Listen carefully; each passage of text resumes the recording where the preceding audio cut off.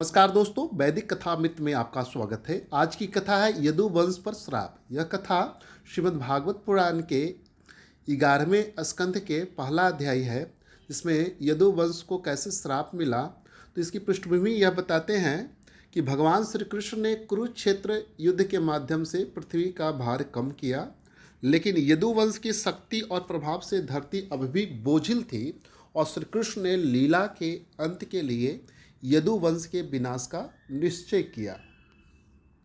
अब यहाँ ऋषियों की एक सभा बैठी हुई है पिंडारक तीर्थ में, जो द्वारका के निकट है। वहाँ पर नारद, विश्वामित्र, वशिष्ठ जैसे महान ऋषि वहाँ उपस्थित हैं।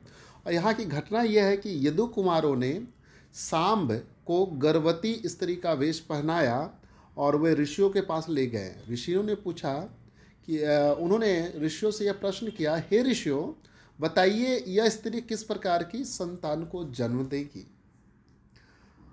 ऋषि शरारत को भाप गए और क्रोधित हो गए और उन्होंने यह श्राप दिया कि यह स्त्री एक लोहे की गदा को जन्म देगी जो यदुवंश का नाश करेगी। अब यहाँ पर गदा का प्रकट होना, तो सांब के पेट से कपड़ा हटाया गया और एक विशाल लोहे का गदा वहाँ से प्रकट हुआ।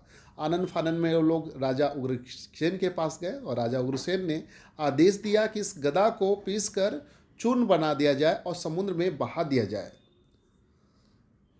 अब समुद्र की लहरों ने चूर्ण को किनारे तक पहुंचा दिया और वहाँ से उस सरकंडे का जंगल वहाँ पर उगाया और एक मछली ने गदा का एक टुकड़ा निगल लिया। एक मछुआरे ने मछली को पकड़ा और उससे लोहे को शिकारी जरा को दे दिया। जरा ने उस लोहे से तीर बनाया और यही भगवान की इच्छा थी, तो भगवान श्री कृष्ण ने यह सब जानते हुए भी कुछ नहीं किया।